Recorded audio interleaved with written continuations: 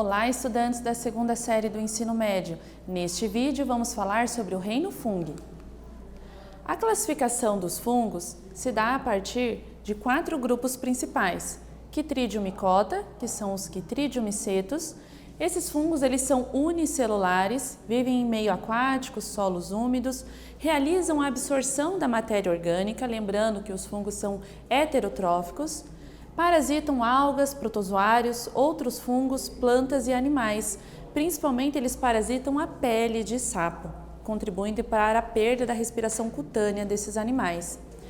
Os zigomicotas ou zigomicetos são conhecidos como os bolores de pães, na cor preta, na cor cinza, meio esbranquiçado. Aqui os fungos eles já são pluricelulares e liberam esporos para a reprodução.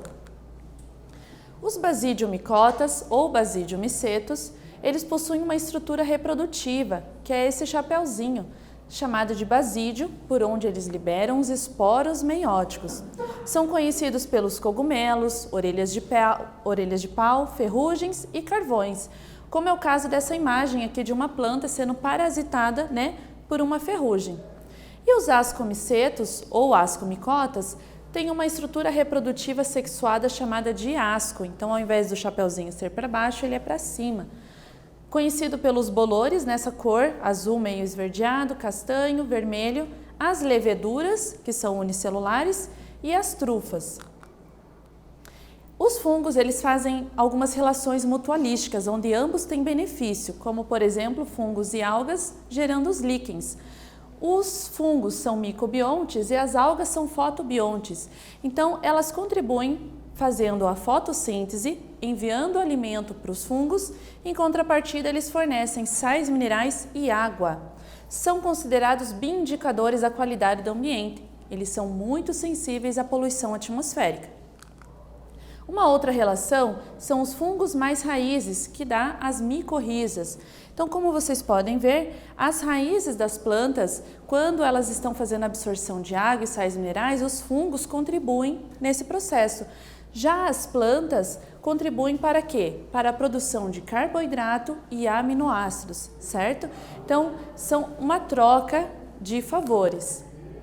Uma importância médica dos fungos foi a produção de antibiótico, a penicilina, que foi descoberta ao acaso por Alexander Fleming em 1928, quando ele estava tentando descobrir maneiras de curar feridas de soldados após atuar na Primeira Guerra Mundial.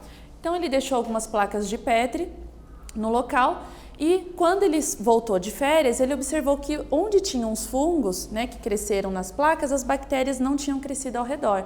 Então ele descobriu essa substância chamada de penicilina. Uma outra importância é a decomposição da matéria orgânica. Juntamente com as bactérias, os fungos são extremamente importantes para a reciclagem de nutrientes, devolvendo a matéria orgânica para os outros organismos. Uma outra importância é econômica, quando eles realizam um processo de fermentação. As leveduras, elas obtêm então, através da farinha e do malte, os açúcares presentes nesses dois componentes, elas fazem o processo de fermentação liberando gás carbônico e álcool etílico. Então, na produção de pão ou de cerveja. Algumas doenças ocasionadas por fungos, nós temos a micose, a frieira e o sapinho. A frieira ou pé de atleta é uma doença ocasionada por um fungo que necessita de um ambiente mais úmido, certo? Então, quando você, por exemplo, sai do banho, principalmente no inverno, não seca direito ali os vãos dos dedos, acaba sendo um ambiente propício para o crescimento desses fungos. O sapinho é outro exemplo, que pode crescer na língua ou na boca, certo? E a micose é uma doença ocasionada na pele, ok? Nesse vídeo, nós falamos sobre o reino fungo. Espero que vocês tenham gostado e até breve!